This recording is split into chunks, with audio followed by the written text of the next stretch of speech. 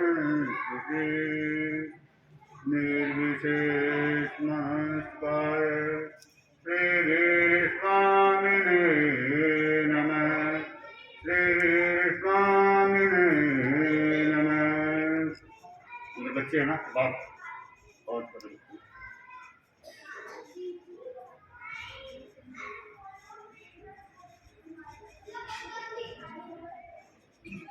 जैन परंपरा के चरण तीर्थंकर भगवान महावीर को वंदन। तेरापन धर्म संघ के आद्य प्राण आचार्य भिक्षु को नमन। संयम प्रदाता गुरुदेव तुलसी को वंदन। तेरापन धर्म संघ के दसम अधिशास्त्र आचार्य महाप्रज्ञ जी एवं उनके यशस्वी पटधर आचार्य महाश्रमण को वंदन। मुझे सुबोध कुमार जी भाई और बहन, आज हम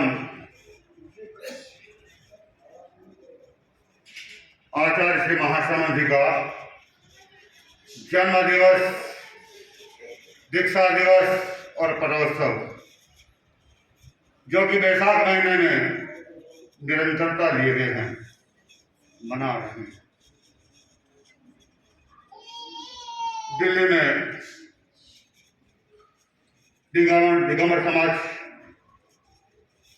श्वेतांबर मूर्तिभूत समाज, स्थानिक समाज और तेरापन समाज के आते एक मीटिंग हो रही थी, गोष्ठी हो रही थी। उस गोष्ठी में मुनि तरुण सागर जी एक महत्वपूर्ण बात कही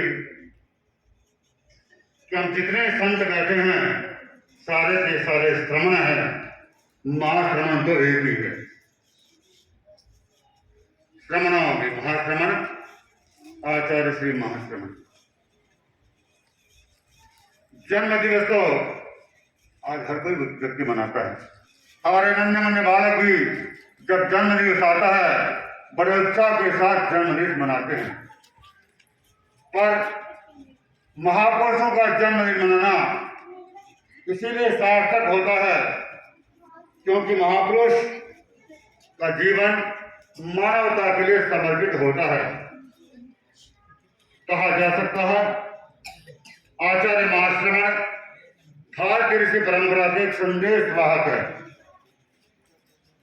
जो जन जन को नैतिकता, सद्भावना और नशा मुक्ति का संदेश न केवल भारतीय जनमानस को बल्कि विदेश की धरती पर भी उन्होंने दिया। बंधुओं, एक प्रलंब यात्रा, अहिंसा यात्रा, जो कि न केवल पूर्वांचल बल्कि पूर्वांचल के साथ दक्षिणांचल, भारत के कितने कितने राज्यों में और साथ ही साथ कितने कितने लोगों ने वह संदेश दिया। जो मानवता का संदेश देते हैं वे महान संदेश वाहक कहलाते हैं। आचार्य महाश्रमण जी, जिन्होंने अपने जीवन को मानवता के लिए समर्पित कर दिया। बंधुओं, एक आचार्य जिन्होंने अपने दीक्षा जीवन को युवकों को सौंप दिया, युवा दिवस के रूप में मनाइए।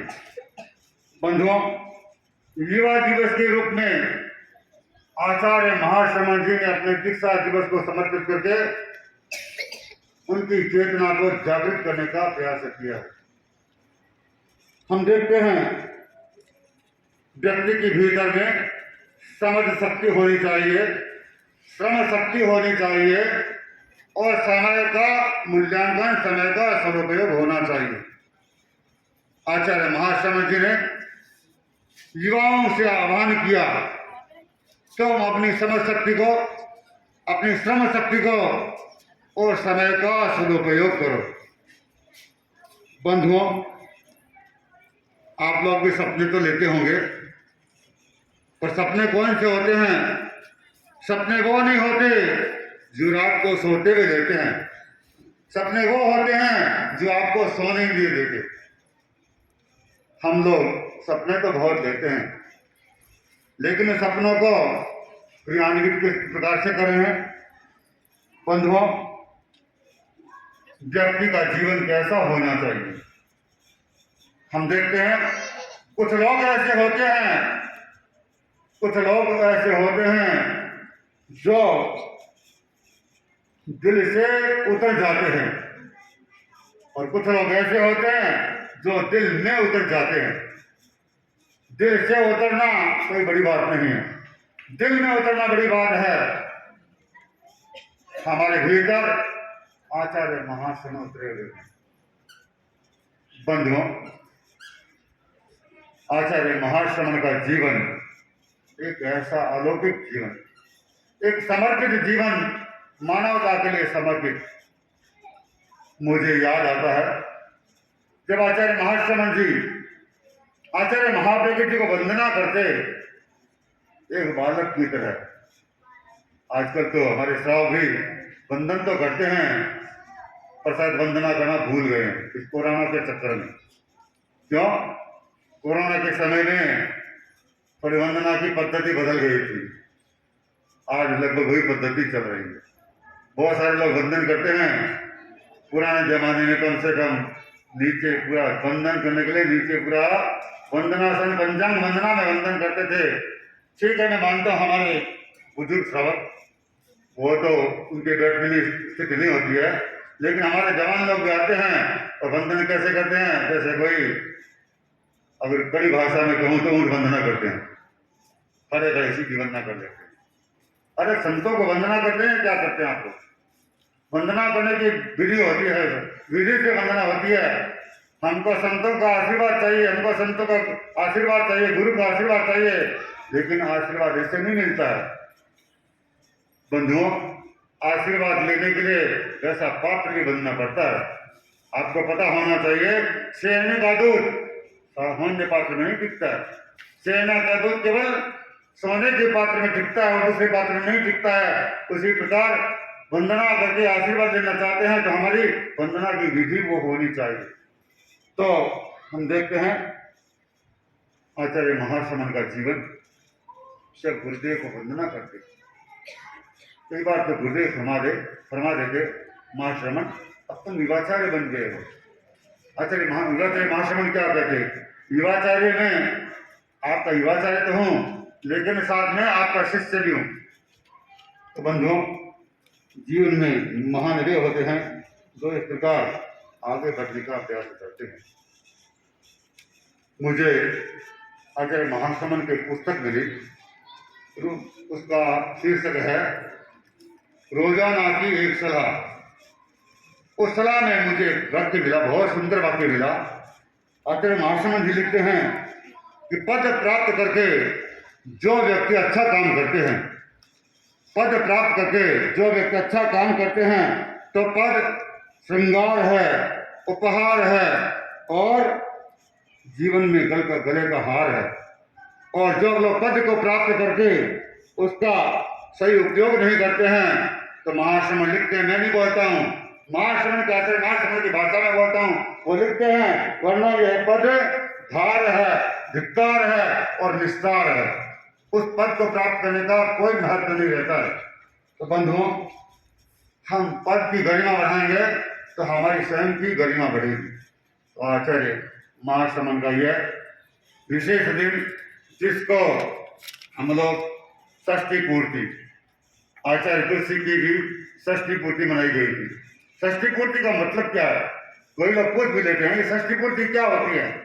जीवन के 60 वसंत संपन्न होने के पश्चात जब 61वां वसंत लगता है, 60वें दशक प्रवेश होता है, उसको कहते हैं सच्चेता। 60 वर्ष संपन्न हो गया, 61वां वर्ष प्रारंभ होता है। यह जैन परंपरा में महत्वपूर्ण दिन माना जाता है, इसलिए इसको षष्ठी पूर्ति समारोह के रूप में मनाया जाता है। और किसका? हर किसी का नहीं, केवल आचार्यों का। बंधुओं, आचार्य महाश्रमण जी कहा करते हैं कि टूटे हुए दिलों को अरमान देने आया हूँ। आचार्य महाश्रमण जहाँ भी बताते हैं कि टूटे हुए दिलों को अरमान देने आया हूँ और इंसान को इंसान की पहचान देने आया हूँ। मेरे पास कुछ नहीं, सुनो ये भारतवासियों, मेरे पास कुछ नहीं, सुने भारतवासियों, मानवता के ध्रुव पर मुस्कान देने आया हूँ, मानवता के ध्रुव पर मुस्कान देने आया हूँ। क्यों? वो कहते हैं, कर रहा हूं मैं प्रतीक्षा एक ऐसे मनुष्य की, कर रहा हूं मैं प्रतीक्षा एक ऐसे मनुष्य की, जो करेगा साधना पाने स्वयं चैतन्य की। नाम रूप जाति पंथ, नाम रूप जाति पंथ, धर्म उसका एक हो, जिंदगी में लक्ष्य उसका मनुष्यता हित लेख हो, जिंदगी में लक्ष्य उसका मनुष्य हित लेख हो। मैं देख रहा हूं समय की सुइयां निरंतर आगे बढ़ रही है और रात्रि का समय है, मौसम ठीक है, सुहावना मौसम है, गर्मी नहीं है। थोड़ी गर्मी होती तो थोड़ा कुछ अलग होता, लेकिन मौसम अनुकूल है। ऊपर आकाश है और आकाश में चंद्रमा भी है। बंधुओं, चंद्रमा शोभायमान कब होता है? जब वह तारे और ग्रह नक्षत्रों से घिरा हुआ होता है तो चंद्रमा भी शोभायमान होता है। उसी प्रकार हमारे आचार्य शोभायमान कब होते हैं? जब 4 तीर्थ के बीच में विराजमान होते हैं। हमारे यहाँ पर अभी तो 3 तीर्थ है, अच्छा तो यहाँ ही नहीं, साधु है, श्रावक और श्राविका है, लेकिन सरदार साहब में साधु साथियां श्रावक और श्राविकाओं के बीच में जब आचार्य विराजमान होते हैं तो ऐसा लगता है कि पूर्णिमा का चांद ग्रह नक्षत्रों के बीच में शोभायमान होता है। तो बंधुओं, आचार्य महासमन, हम एक ऐसे महासमन को प्राप्त किया हमने जिनके अंदर 10 आचार्यों की विशेषताएं मिल जाएगी, 10 आचार्यों की विशेषताएं मिल जाएगी। मैं ज्यादा तो नहीं, केवल गीत की 2 प्रतियां भी आपके सामने प्रस्तुत करना चाहूंगा और हो सके तो आप भी अपना संगान उसमें कर सकते हैं।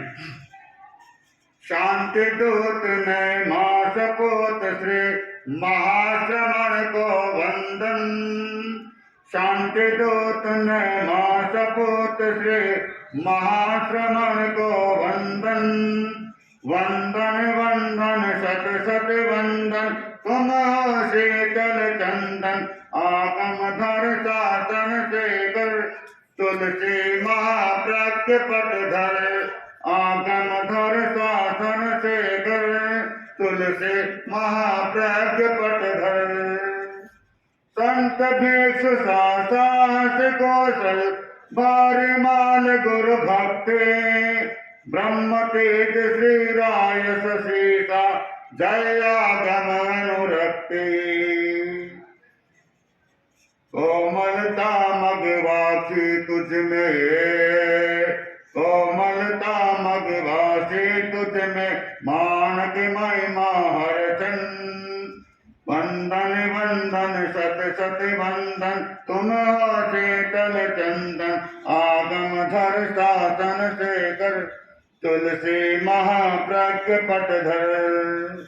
तेजस्वी हो तालिम जैसे, श्रीकानों से ममता, अनुशासन में तुलसी गणवर, महाप्रज्ञ से समता। निर्मल अतिशय आभा मंडल, निर्मल अतिशय आभा मंडल, महाश्रमण मन भावन, वंदन वंदन सत सत वंदन, तुम हो शीतल चंदन, आगम धर शासन से कर, तुलसी महाप्रज्ञ पट धर, आगम धर शासन से कर, तुलसी महाप्रज्ञ पट धर। भिक्षु से लेकर वर्तमान